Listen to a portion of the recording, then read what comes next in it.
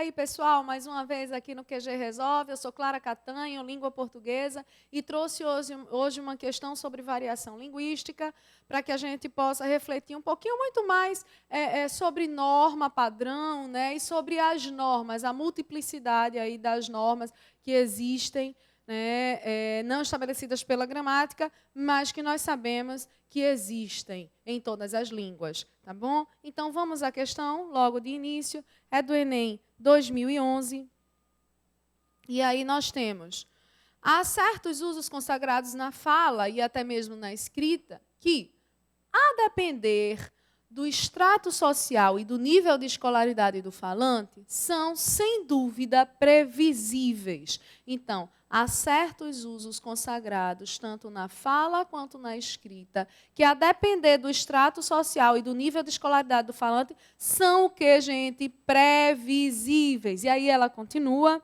né, dizendo aqui, ó, ocorrem até mesmo em falantes que dominam a variedade padrão. Olha, isso é importante para a gente responder a questão, tá certo? Pois, na verdade, esses falantes revelam tendências existentes na língua em seu processo de mudança, que não podem ser bloqueadas. Em nome de quê, pessoal? Em nome de um ideal linguístico que estaria representado pelas regras da gramática normativa. Usos como ter por haver em construções existenciais, tem muitos livros na estante. O do pronome objeto na posição de sujeito, para mim fazer o trabalho. A não concordância das passivas com si em aluga-se casas. Então, tudo isso, né, ela diz aqui, ó, são indícios da existência não de uma norma única, mas de quê? De uma pluralidade de normas, entendida, mais uma vez, norma como um conjunto de hábitos linguísticos, sem implicar juízo de valor, tá bom? E aí, o que é que o enunciado nos diz? Considerando a reflexão trazida no texto, a respeito da multiplicidade do discurso, o que é que nós verificamos? Verificamos, letra A, estudantes que não conhecem, são estudantes que não conhecem as diferenças entre a língua escrita e a língua falada. Eles empregam indistintamente usos aceitos na conversa com amigos quando vão elaborar um texto escrito. Pessoal, vem comigo. Em nenhum momento o texto nos diz isso. Em nenhum momento o texto fala sobre a relação língua falada, língua escrita e produção de texto, né? Lá no iniciozinho ela fala um pouquinho sobre, o texto fala um pouquinho sobre língua falada e língua escrita, né? Mas em nenhum momento o texto fala sobre produção de texto escrito, tá bom? Então a letra A a gente já dispensa. Volta aqui.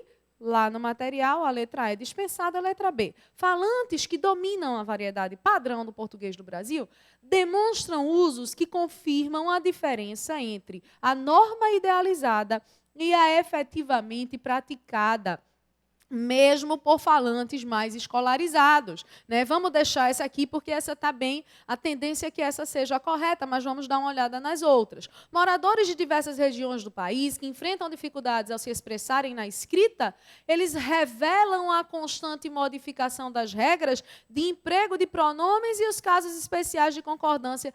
Pessoal, o texto falou em se expressarem na escrita, não falou. Ela o texto faz uma distinção ali entre oralidade e escrita no início, mas ela não vai falar em produção escrita, em produção de texto escrito, tá? Pessoas que se julgam no direito de contrariar a gramática ensinada na escola gostam de apresentar usos não aceitos socialmente para esconderem seu desconhecimento da norma padrão. A pessoa que marcar a letra D, essa pessoa não leu com atenção o texto, tá? Porque a letra D, ela contradiz o que o texto afirmou. Ela contradiz as tendências, né, os estudos variacionistas. Atenção à variação aqui. Então, letra D está errada e muito. Usuários que desvendam os mistérios e sutilezas da língua portuguesa empregam formas do verbo ter, quando, na verdade, deveriam usar formas do verbo haver, gente, contrariando as regras gramaticais. Aqui também é um problema de leitura. Em nenhum momento o texto diz isso. Tá? Então, a letra E, ela é contraditória ao próprio texto. Então, é uma questão comprida, resposta correta é a letra B, vem para mim. É uma questão um pouquinho comprida, mas é uma questão que, se você ler com atenção, ela não é difícil. Ela não é difícil, é uma questão de leitura. Né? O próprio texto te dá a resposta. Tá certo? Então, fica sempre com a gente, entra lá no nosso site www.enem.com.br. Até a próxima, pessoal.